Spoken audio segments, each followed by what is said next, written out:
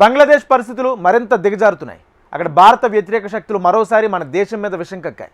అక్కడ నివసిస్తున్న భారతీయులు వర్క్ పర్మిట్లను రద్దు చేయాలని ఇంకిలాబ్ మోందా డిమాండ్ చేసింది. ఉస్మాన్ హౌదీని హత్య చేసిన వారికి 25 గంటల్లో పట్టుకోవాలని అక్కడ ప్రభుత్వానికి వార్నింగ్ ఇచ్చింది. మరోవైపు హౌదీ హంతకులు భారత్లో తలదాచుకున్నారని వచ్చిన వార్తలను మన దేశం ఖండించింది. ఐక్యరాజ్య సమితి సహా పలు దేశాల మైనార్టీల రక్షణకు కట్టుబడి ఉండాలని బంగ్లాదేశ్ ప్రభుత్వాన్ని కోరాయి. దీంతో హింసాత్మక ఘటనలో పాల్గొన్న వారిపై కఠిన చర్యలు విధిస్తామని బంగ్లా సర్కారు స్పష్టం చేసింది. రాజకీయ అస్థిరత నెలకొన్న పొరుగు దేశం బంగ్లాదేశ్లో ఉద్రిక్తతలు ఇంకా కొనసాగుతున్నాయి. పరిస్థితులు మరింతగా దిగజారుతున్నాయి. ఇంక్విలాబ్ మోర్చా షరీఫ్ ఉస్మాన్ హాదీ హత్య దర్యాప్తు హంతకులను పట్టుకునే విషయంలో తాత్కాలిక ప్రభుత్వ అధినేత మహమ్మద్ యూనుస్ సత్వరం స్పందించడం లేదంటూ ఆగ్రహంతో ఊగిపోతున్నారు అక్కడి విద్యార్థులు. ఈ హత్య వెనుక ప్రభుత్వంలోని పెద్దలున్నారని ఆరోపణలు రావడంతో యూనుస్ ఇబ్బందులు ఎదుర్కొంటున్నారు. తమ నేత హాదీ హత్యకు కారకులైన నిందితులను సహకరించిన వారిని 24 గంటల్లో అరెస్టు చేసి న్యాయం చేయాలని ఆందోళన చేస్తోంది ఇంక్విలాబ్ మోర్చా. తాజాగా భారతీయులపై విషం కక్కింది సంస్థ. బంగ్లాదేశ్లో నివాసం ఉంటున్న భారతీయుల వర్క్ పర్మిట్లను రద్దు చేయాలని కోరింది. షేక్ హసీనాను అప్పగించేందుకు భారత్ నిరాకరిస్తే ఆ దేశంపై అంతర్జాతీయ న్యాయస్థానంలో కేసు వేయాలని డిమాండ్ చేసింది. ప్రస్తుతం బంగ్లాదేశ్ భారత్ మధ్య సంబంధాలు నివురుగప్పిన నిప్పులో ఉన్నాయి. ఆ దేశ మాజీ ప్రధాని షేక్ హసీనాకు మన దేశం ఆశ్రయం ఇవ్వటం భారత వ్యతిరేక ఇస్లామిస్టు నాయకులకు వారి కార్యకర్తలకు మింగుడు పడటం లేదు. భారత వ్యతిరేకి 32 ఏళ్ల ఉస్మాన్ హాదీపై డిసెంబర్ 12న ఢాకాలో కాల్పులు జరిగిన సంగతి తెలిసిందే. ఈ ఘటనలో తీవ్రంగా గాయపడిన అతన్ని సింగపూర్కు తరలించగా చికిత్స పొందుతూ 18న చనిపోయాడు. హాదీ మృతి వార్త తెలియగానే బంగ్లాదేశ్లో పెద్ద ఎత్తున ఆందోళనలు జరిగాయి. మీడియా సంస్థలు, అవామీ లీగ్ కార్యాలయాలపై నిరసనకారులు దాడులు చేశారు. హిందువులపై దాడులు జరిగాయి. 2 హిందూ యువకులను తీవ్రంగా కొట్టి కిరాతకంగా చంపారు. ఈ క్రమంలోనే హాదీని చంపిన ఫైజల్ కరీం మౌసూద్, ఆలంగీర్ షేక్ భారత్లోకి ప్రవేశించినట్లు బంగ్లా మీడియాలో కథనాలు వచ్చాయి. దీన్ని భారత్ అప్పుడే తీవ్రంగా ఖండించింది. కాగా హాదీ హత్య కేసులో 2 ప్రధాన నిందితులు భారత్కు పారిపోయారంటూ మరోసారి బంగ్లాదేశ్ మీడియాలో కథనాలు వచ్చాయి.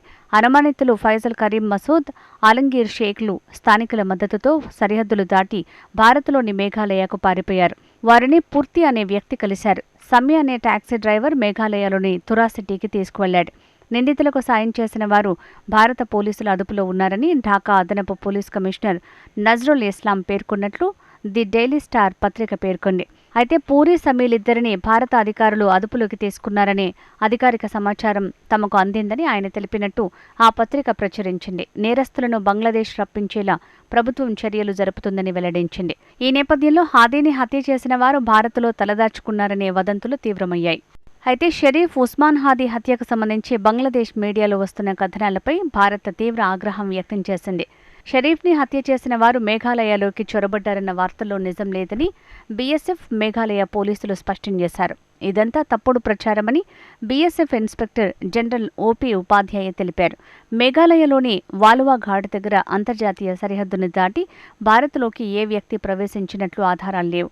అలాంటి ఘటనను బీఎస్ఎఫ్ గుర్తించలేదు. అందుకు సంబంధించి ఎలాంటి నివేదిక మాకు అందలేదు అని ఆయన పేర్కొన్నారు. ఈ మేరకు వస్తున్న కథనాలు అబద్ధమని స్పష్టం చేశారు. మేఘాలయ పోలీస్ అధికారి కూడా ఈ వార్తలను ఖండించారు. ఇవన్నీ భారత్పై చేస్తున్న తప్పుడు ఆరోపణలని, ప్రజల్లో గందరగోళాన్ని సృష్టించేందుకు బంగ్లాదేశ్ మీడియా కల్పిత కథనాలను సృష్టిస్తోందని అన్నారు. మరోవైపు బంగ్లాదేశ్లో హిందూ యువకుడు దీపు చంద్రదాస్ హత్యను అమెరికా కాంగ్రెస్ సభ్యుడు రో ఖన్నా ఖండించారు. ఇలాంటి విద్వేషపూరిత చర్యలకు వ్యతిరేకంగా ప్రపంచం తన గొంతుకను వినిపించాలని ఎక్స్ వేదికగా పిలుపునిచ్చారు. అమెరికా విదేశాంగ శాఖ ప్రతినిధి కూడా ఈ ఘటనను తప్పుబట్టారు.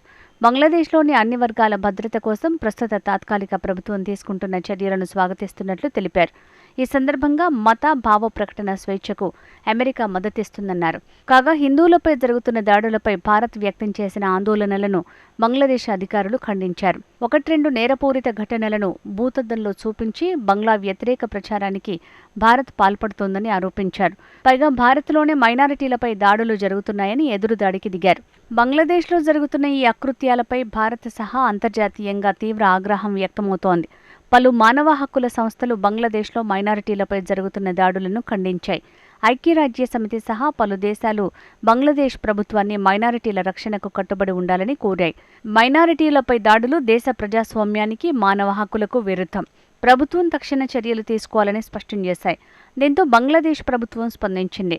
ఆలయాలపై దాడులు, ఇళ్ల ధ్వంసం, వ్యాపారాలపై దాడులు, మతపరమైన వేధింపులు పెరుగుతున్న నేపథ్యంలో తాత్కాలిక యూనుస్ ప్రభుత్వం కఠిన చర్యలు తీసుకోవాలని నిర్ణయించింది.